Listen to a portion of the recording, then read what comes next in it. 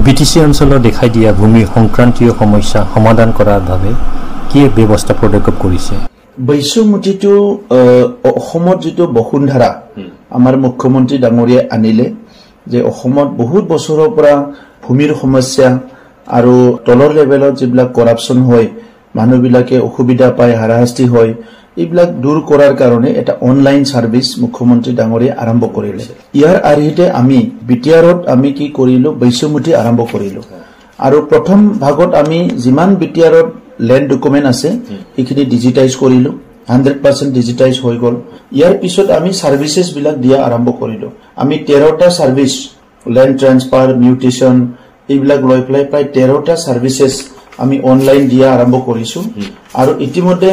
যোৱা 9 মাহত 72000 ফ্যামিলিছে এই সমস্যা বিলাক লৈ এপ্লাই কৰিছে অনলাইন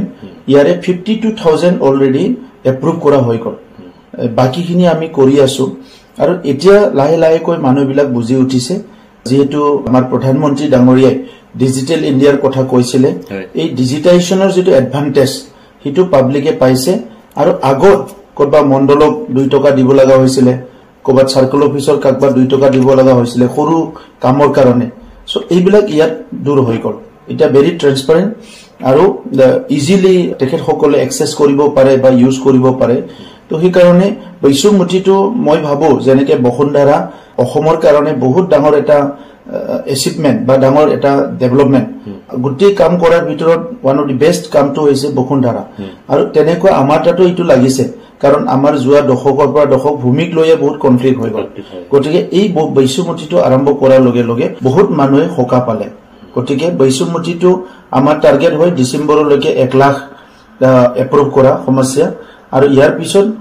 অফলাইনো কাম চলি আছে গতিকে ভূমিৰ সমস্যাটো আমি 100% নোৱাৰিলেও মানে প্ৰায় 70-80% আমি এই আমাৰ টাৰ্মতে প্ৰবলেমটো সলভ কৰিবলৈ আমি আগবাঢ়ি আছো ইমপ্লিমেন্টটো এটা মেজৰ প্ৰবলেম হয় তো আপোনালোকে এই আপোনাৰ চৰকাৰৰ এই 4 বছৰত কিমান মান ইমপ্লিমেন্ট আমি ৰিসেন্টলি যেটো টেট আৰু 99 এপইন্টমেন্ট দিলো এই গুটেখিনি প্লাস কৰিলে এৰাউন্ড 6000 আমি চাকৰি দিলো কাউন্সিলত আৰু আমি আগৰ কৰা ভুলবিলাক কৰা নাই আগত কি কৰিছিলে চাকৰিত মানুহবিলাকক মানে পলিটিক্যাল লাভালাভৰ কাৰণে কন্ট্ৰাকচুৱেল দিয়া কাকবা ফিক্স পে দিয়া বহুত এনেকা আমাৰ কাউন্সিলটো চলিছিলে এটা ষ্টেট গভৰ্নমেন্টে যিবিলাক কন্ট্ৰাকচুৱেল দিছে বা কিবা দিছে এইবিলাক ষ্টেট গভৰ্নমেন্টে ৰেগুলাৰ কৰিব পাৰে কিন্তু কাউন্সিলটো তেনেকা বহুত পোষ্ট নাই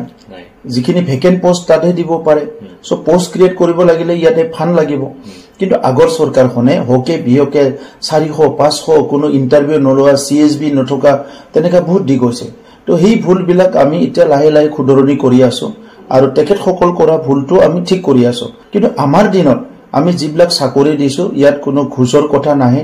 ইয়াত কোনো মানে বেয়া প্ৰেক্টিছৰ কথা নাহে আমি খুব প্ৰপাৰ ৱেট মানে চাকৰি বিলাক দি আছো এতিয়ালৈকে 6000 এৰাউন্ড দিয়া হৈ গল আৰু আমাৰ হাতত প্ৰায় 1200 ৰ এবভ